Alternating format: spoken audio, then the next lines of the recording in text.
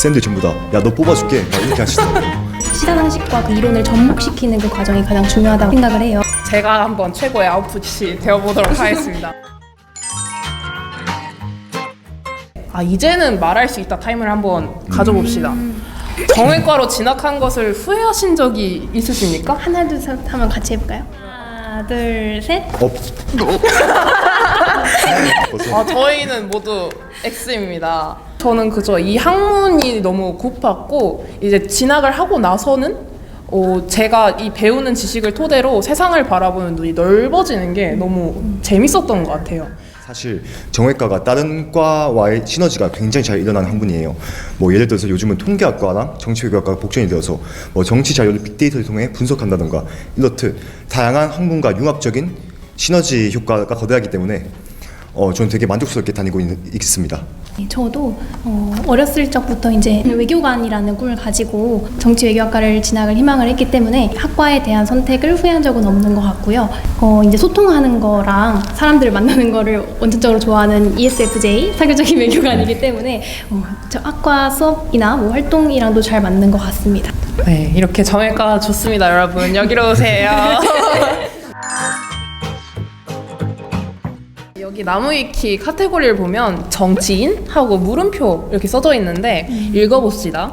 정치외교학과 전공자라면 너 정치인 할 거니? 라는 소리를 한 번쯤 듣게 된다. 실제로 정치학 전공의 정치인들은 타 전공에 비해 많은 편이다. 여러분들 혹시 이 말 들어보셨나요? 네, 저는 얼마 전에 고등학교를 놀러 갔는데 제가 나온 고등학교들 쌤들 전부 다 야 너 뽑아줄게 막 이렇게 하시더라고요. 저는 이제 학교를 다닐 때 노량진에서 환승을 해서 학교 앞까지 버스를 타고 다니는데 지각을 할 때는 택시를 타야 되잖아요. 어디 학 가세요를 꼭 여쭤보세요, 기사님께서. 그럼 저 정치국제학과입니다. 그럼 오 정치인 할 거야? 그래서 오 지금 현재 정치는 어떤 것 같아? 이렇게 질문을 너무 많이 해주셔가지고 그 뒤로는 제가 좀 요령이 생겨서 기사님 중앙대학교 후문에 내려주세요 하고 열심히 자는 척을 합니다. 잠이 오지 않아도 눈을 감고 택시에서 그런 질문을 받으면 아예 딴 과 이러면 됩니다. 뭐 메카트로닉스 바이오공학과 막 이런 거 되면은 아무 말씀도 안 하시더라고요. 메카트로닉이요?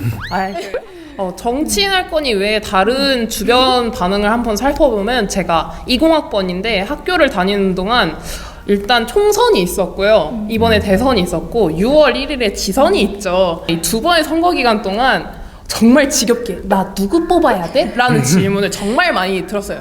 여러분, 대한민국은 민주주의 사회입니다. 본인의 의견을 개진하시고 본인이 생각하셨을 때 국정 운영을 맡겨도 되겠다 하는 후보자를 뽑으십시오. 민주시민으로서 권리 행사합시다. 6월 1일은 지방선거입니다. 제가 좀 쌓인 게 많아가지고. 네, 4-4번에 정치외교학과 공부 조언이 있어요.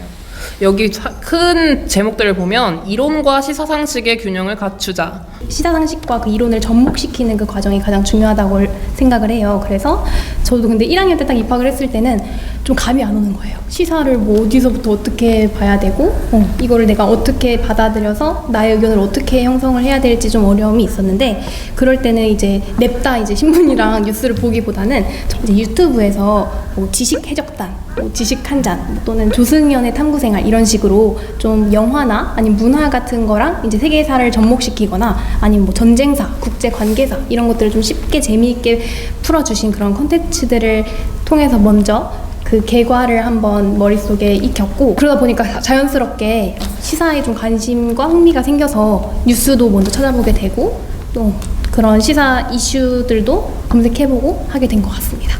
또 이게 정말 중요한 게 시험 문제에 신문 기사가 발췌돼서 나와요. 이건 시험 어떻게 보는 거냐면 이 이론을 가지고 이 기사에 적용을 해보는 거예요. 뭐 예를 들어서 뭐 전쟁에 대한 개념을 배웠으면 전쟁에 관한 기사가 나오면 이 전쟁 왜 일어났지? 뭐 어떠한 갈등 관계가 있지? 이런 걸 저희가 분석하는 것이 시험이기 때문에 그렇게 기사를 계속 읽고 관심을 가지는 것이 중요합니다. 여기 대학원이나 자료조사기관에 관심이 있다면 통계학을 공부하자. 정치외교학과인데 웬 통계학? 하실 수도 있는데 이 사회과학 이 학문에 요즘 바람이 불어오고 있어요. 이 통계학 그리고 좀 과학적인 분야를 접목시키려는 노력이 절 너무 힘들게 하고 있어요. 이런 기본적인 통계 지식이나 수학 지식은 필요하다는 점을 알고 계셨으면 좋겠어요. 심지어 R 프로그램 같은 경우가 저희과 전공 수업으로 채택이 되었어요.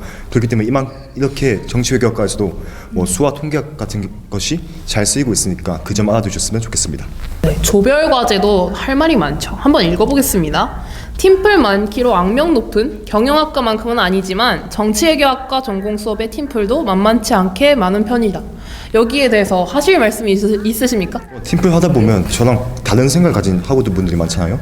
근데 다른 생각을 가졌다 해서 학우분들이 뭐 배척하는 분위기가 아니고 오히려 저 사람 생각 한번 들어보고 맞는 것이 있으면 내가 한번 배워보자 이런 자세로 접근하기 때문에 저는 정말 배운 게 많다고 생각해요.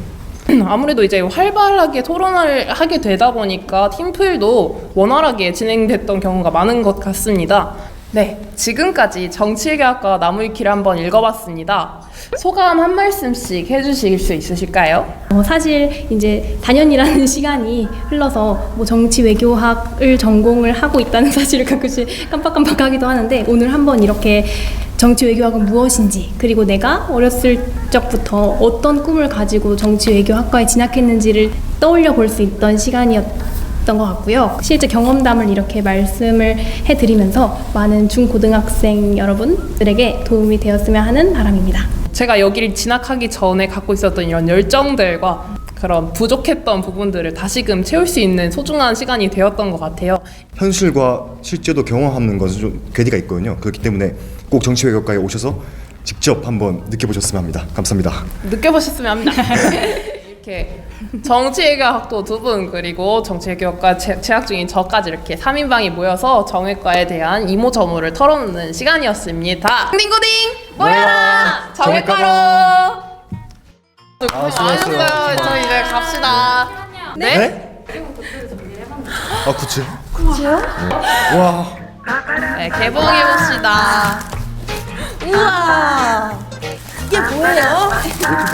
우와, 저 같은 선물을 준비해주셨어요. 외교부 최고입니다.